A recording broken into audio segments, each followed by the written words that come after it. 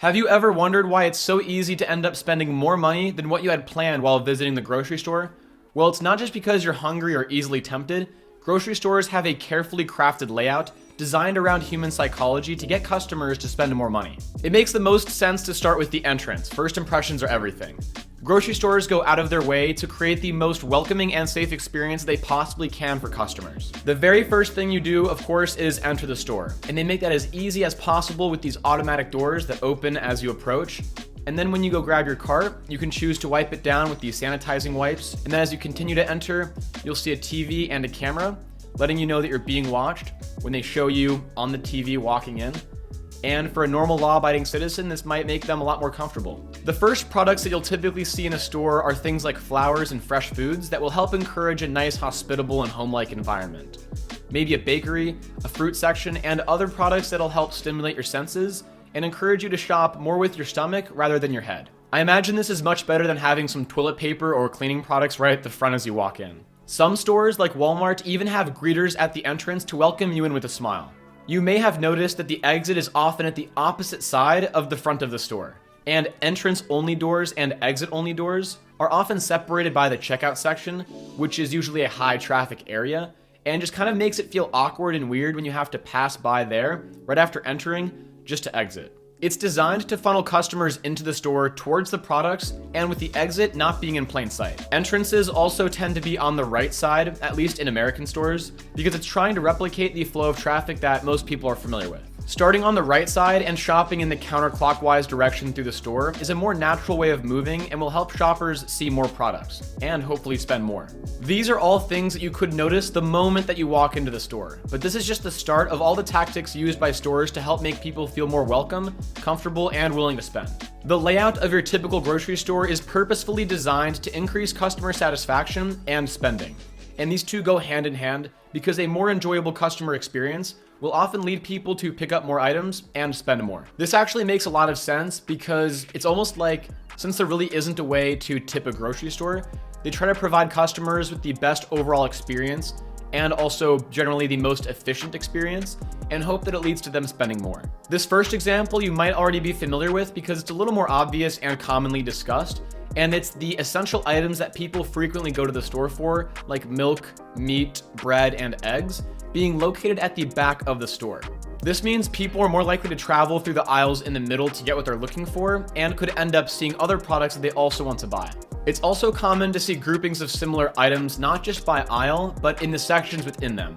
And this is true for items that are typically bought together, like cheese and crackers or pasta and sauce. Products at eye level are very carefully selected to be either name brand items or other things with very high profit margins. Moving on to the aisle end caps, this is prime real estate in a grocery store. They typically feature popular items, newer items, or just things that look delicious and catch people's eye.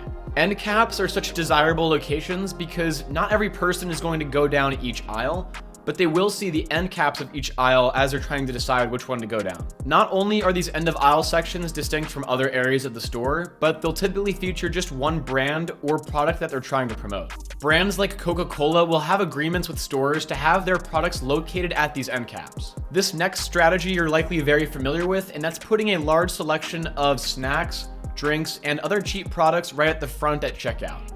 While basically all stores do this, in my experience, Walmart and Target do this more than anyone else. While this is not a grocery store, Micro Center does a great job of this for a technology store. They have things like screen wipes, USB sticks, and air cans for dusting right at the front, and they're items that people might not realize that they want, but when they see them, they think, why not? This strategy works because it tends to be with small, lower-priced items that are easy impulse buys. You've also probably seen these large stacked towers of a single item that draw a lot of attention and are pretty popular and easy buys to make as well.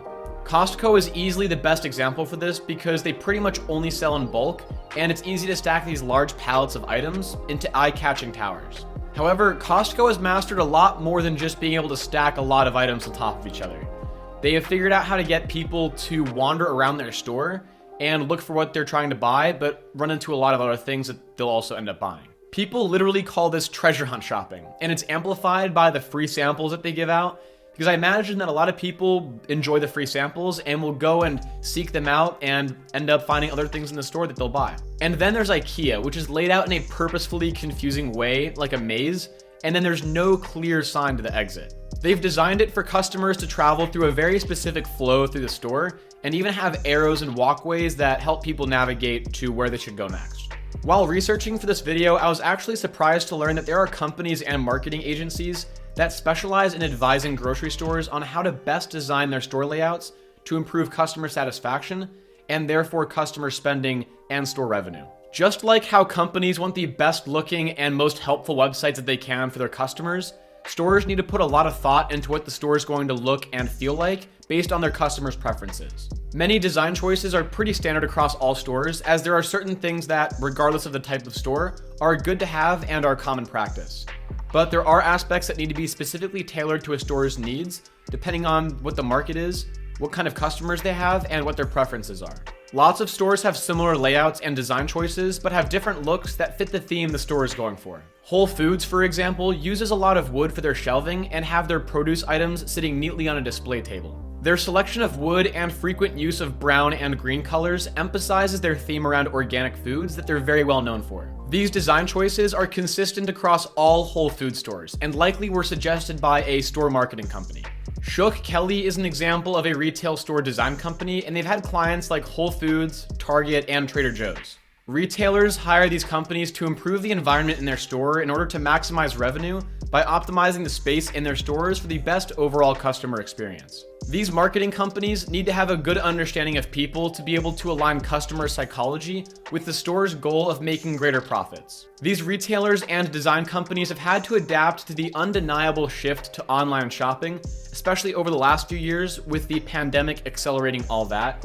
And we've seen Amazon and Instacart take off because of it. You may be asking these questions, or at least I was. How are some of these strategies going to carry over to online shopping? Are there strategies that simply won't work from the physical to the online world? And what new kind of strategies could be used in online shopping that can't be done in physical shopping? Well, the argument could be made that online shopping actually has the advantage over physical in-store shopping in getting customers to spend more than they intended to. In this increasingly digital world, data has become an extremely useful and valuable commodity, and online shopping is no exception. Shopping websites and apps can easily track customer preferences and habits and use that to show them personalized recommendations for products that they might like to buy. They can also send notifications to customers' phone and email to inform them of a new deal or a new product that's released. Online shopping has made it incredibly easy for customers to set up subscriptions to have products regularly shipped to their house. We saw that with the order to go button, I think, from Amazon, which has since been discontinued, but it was a great idea, and we've seen some similar implementations of that since. This isn't an online store video, so I'll save more of that for another day, but that's how grocery stores manipulate their customers to spend more. It's in a nice and efficient, convenient way, but that's the truth. I'll see you guys in another video. Hit subscribe if you enjoyed, and I'll see you later.